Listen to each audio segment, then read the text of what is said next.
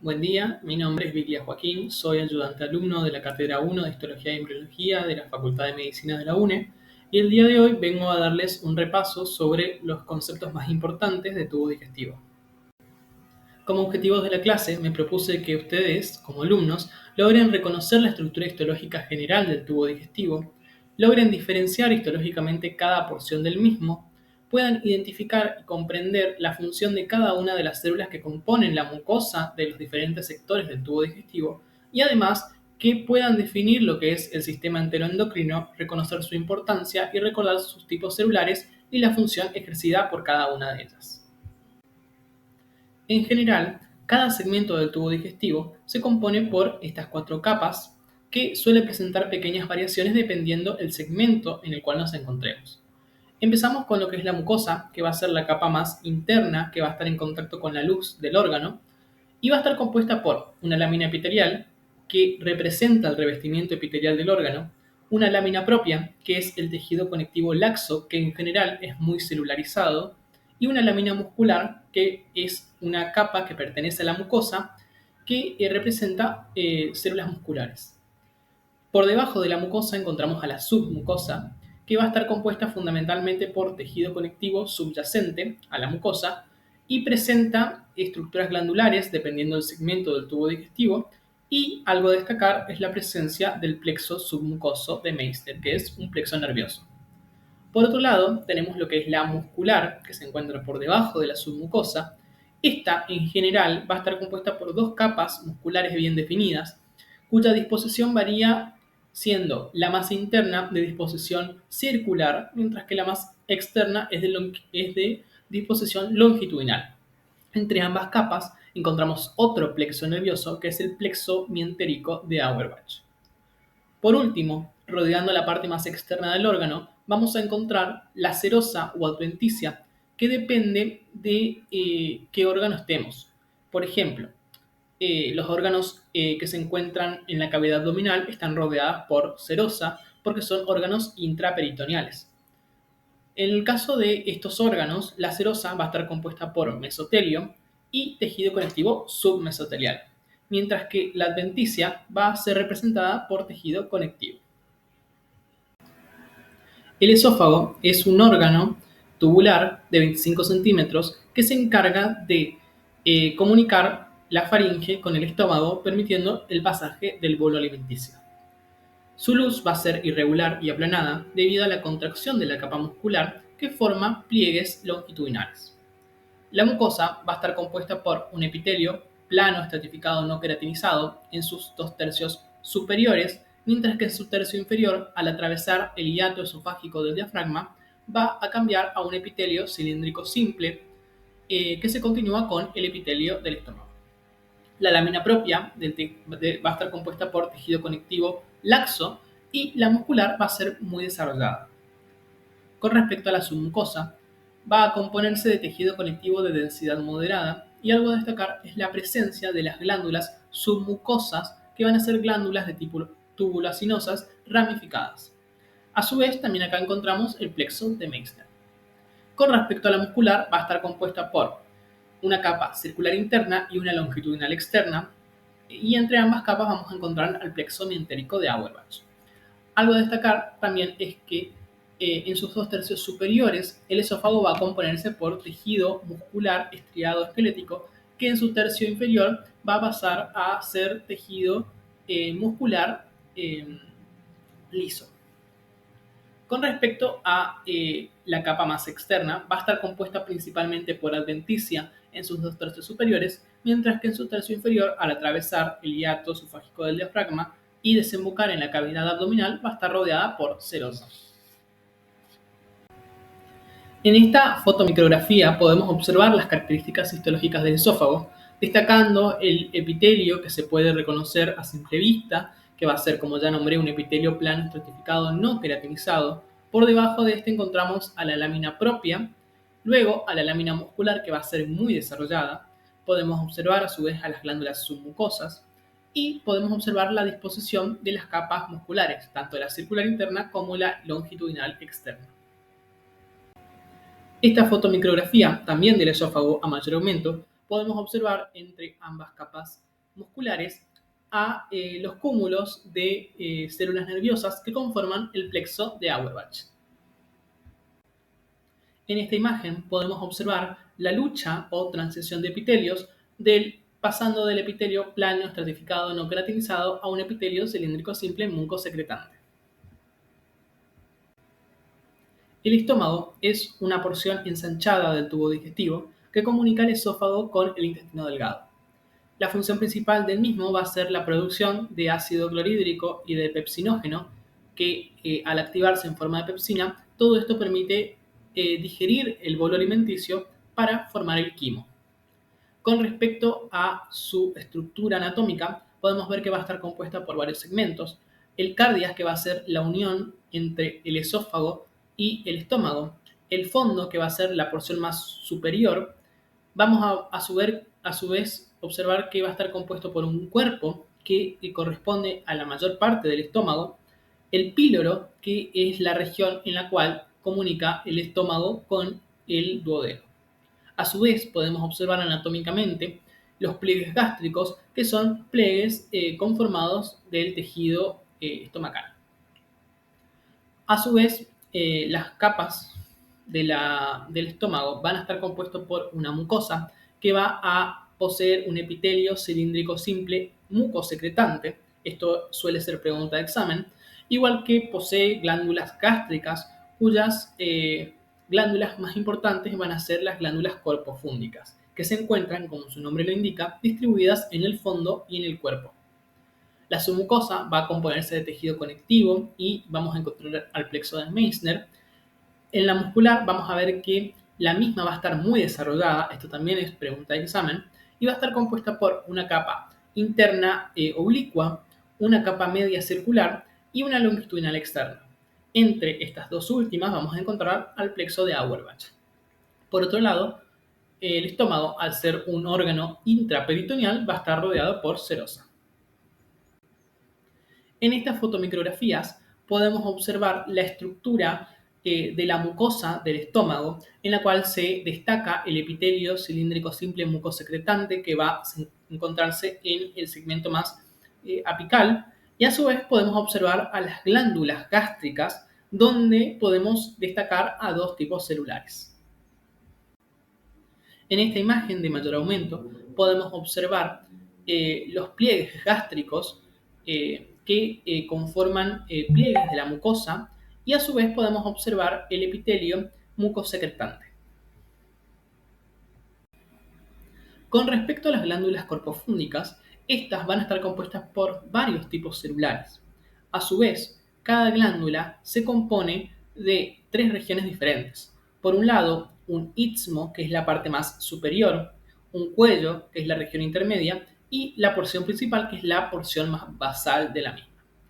Podemos ver que va a estar compuesta por varios tipos celulares, como pueden ser las células mucosas superficiales, las células madre, las células mucosas del cuello, las células parietales, las células principales y las células enteroendocrinas.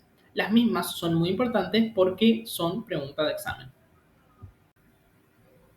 Las células más importantes que deben recordar sí o sí son las células principales y las células parietales.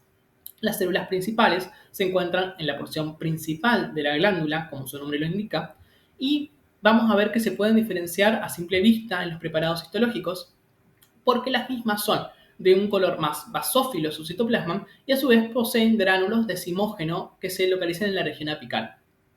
Esto genera como este aspecto más lavado del citoplasma, por así decirlo, debido a estos gránulos. La función de los mismos va a ser la de secretar pepsinógeno. El pepsinógeno es una enzima proteolítica que se encuentra inactiva y que al ser secretada se activa por el pH ácido del estómago, activándose en forma de pepsina. Por otro lado, las células parietales se encuentran en una menor cantidad que las células principales y se encuentran en lo que es la región del cuello. Su citoplasma va a ser muy acidófilo, por lo tanto podemos diferenciarlas bien de las células principales, y presenta zonas más claras por la ultraestructura característica de estas células que poseen canalículos secretores intracelulares. A su vez presentan microvellosidades apicales que actúan como receptores para estimular la secreción de lo que es el ácido clorhídrico y el factor intrínseco, cuya función radica en estas células. El ácido clorhídrico es el ácido que nos permite digerir los alimentos en el estómago, y el factor intrínseco de Castel es una glucoproteína endógena, que al unirse con la vitamina B12 permite su absorción a nivel intestinal. Esto es muy importante porque suele ser pregunta de examen. Con respecto a los otros tipos celulares, tenemos a las mucosas del cuello, que secretan mucina, a las células madre, que son células indiferenciadas que dan origen a los demás tipos celulares, y a las células enteroendocrinas, que conforman un sistema especializado que es el sistema enteroendocrino. Tenemos varios tipos celulares, de las cuales las más importantes son las células G, que secretan gastrina, que estimula la secreción de ácido clorhídrico, las células D, que secretan somatostatina, cuya función es la de inhibir la secreción de otros tipos celulares, las células similares a enterocromafines, que secretan histamina, que estimula junto con la gastrina la síntesis de ácido clorhídrico, las células enterocromafines, que secretan serotonina, que actúa como neurotransmisor, y las células E secretan secretina. Con respecto al sistema enteroendocrino, este va a ser un sistema especializado compuesto por células que se localizan en todo el trayecto del tubo digestivo y en los islotes del páncreas, cuya principal función es la de la liberación de sustancias endocrinas o de forma parácrina, y que cumplen funciones en la regulación de la secreción gastrointestinal. En el estómago encontramos todos estos tipos que ya nombré anteriormente y que es importante porque son pregunta de examen. Sobre todo las células G, que secretan gastrina, las células similares a enterocromafines, que secretan histamina, y las células S, que secretan secretina. Estos son los tipos fundamentales que deben recordar para poder responder correctamente los exámenes. El tubo digestivo va a ser un órgano tubular que se extiende desde el píloro hasta la válvula iliocecal. Mide aproximadamente 6 a 7 metros de largo y en él se lleva a cabo la absorción de la mayoría de los nutrientes. Histológicamente y anatómicamente se va a dividir en 3 segmentos bien diferenciados. La primera porción, que va a ser el duodeno, la segunda el yeyuno y la tercera el ilion.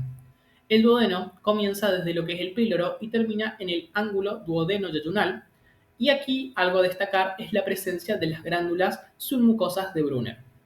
El yeyuno comienza en el ángulo duodeno-yeyunal y gradualmente va cambiando sus características morfológicas para convertirse en el ilion.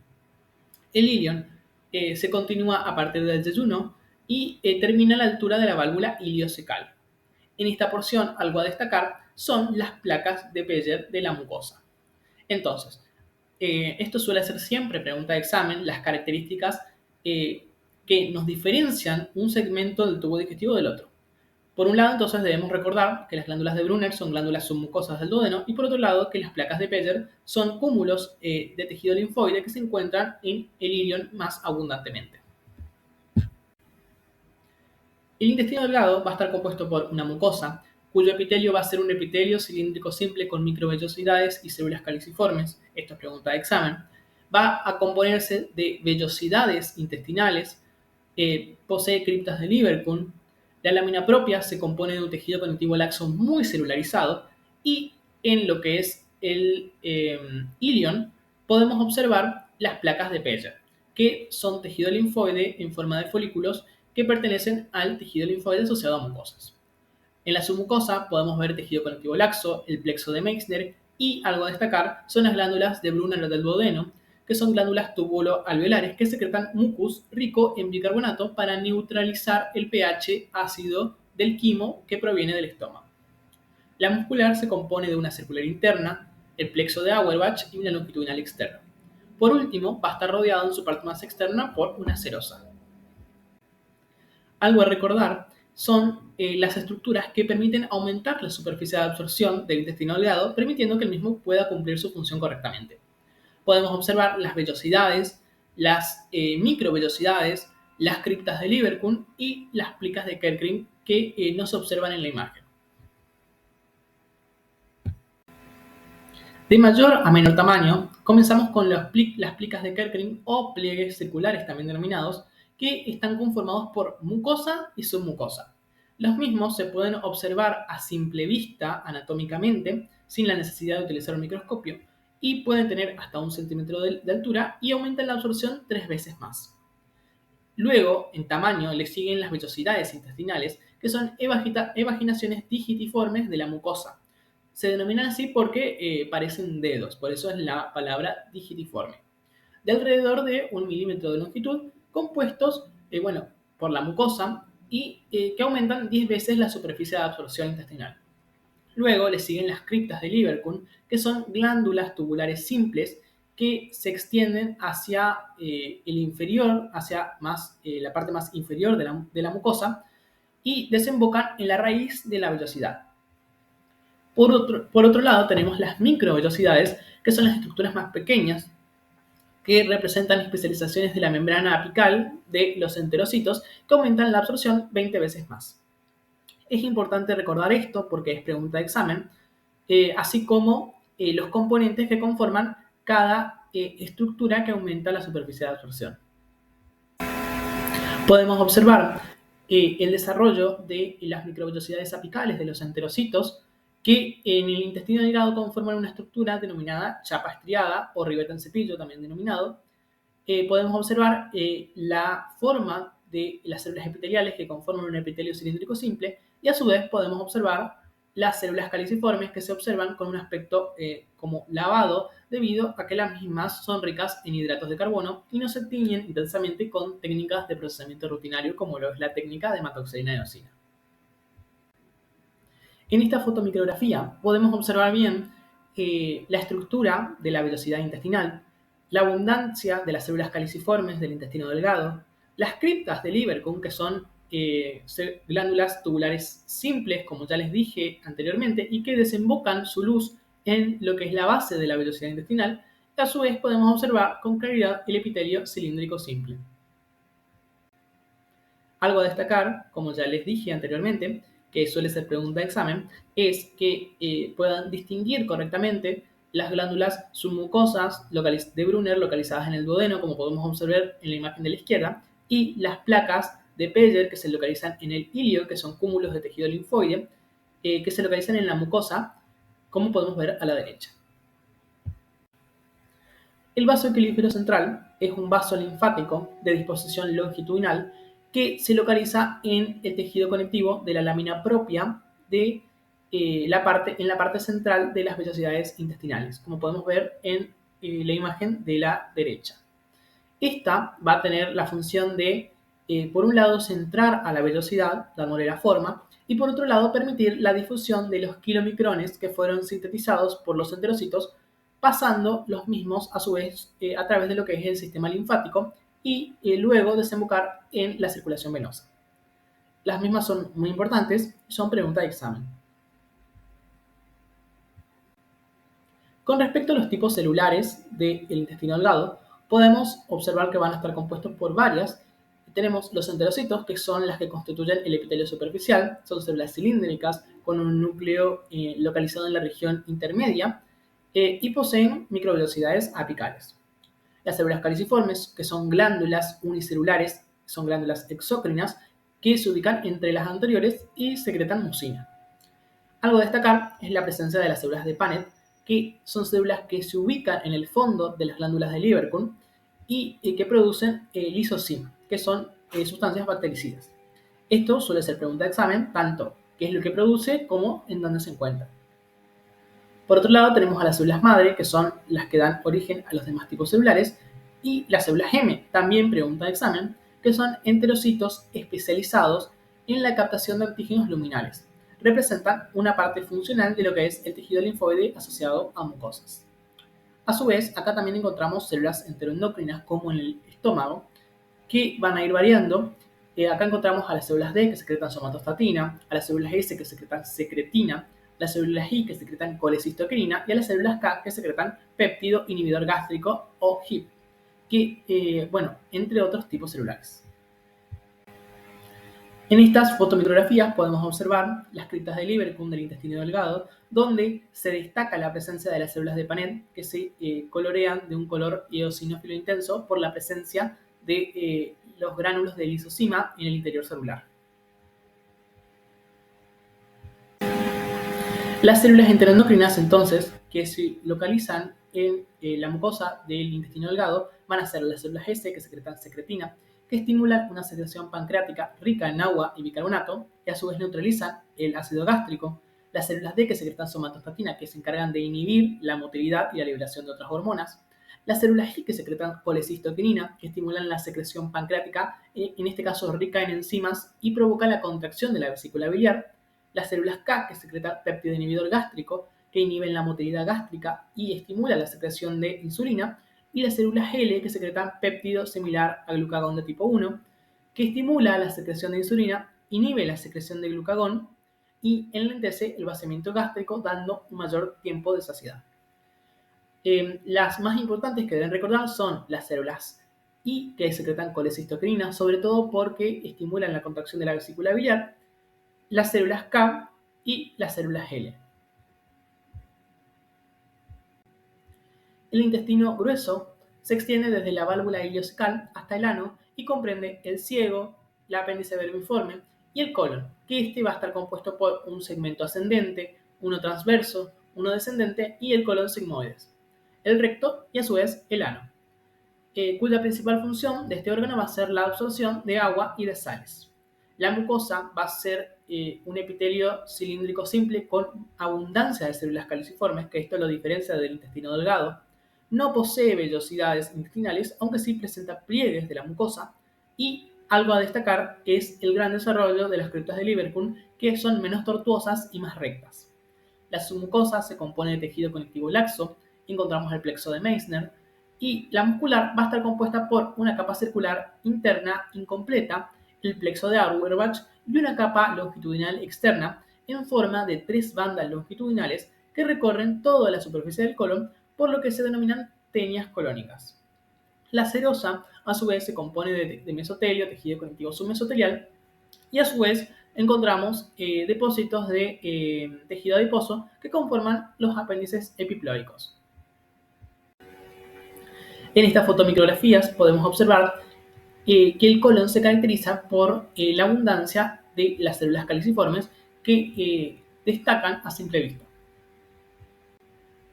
También podemos observar la transición epitelial que existe entre el último segmento del colon con lo que es el recto, pasando de un epitelio cilíndrico simple a un epitelio plano estratificado no queratinizado. Bueno, esto es todo. Acá les dejo la bibliografía de consulta, como siempre, el libro Geneser y el Ross. A su vez, muy importante, que visualicen la clase de la doctora Verónica Cervera de tubo digestivo y les localicé el link desde el cual saqué todas las imágenes que utilicé en esta presentación para que puedan observar con mayor detalle. Cualquier duda, nos consultan.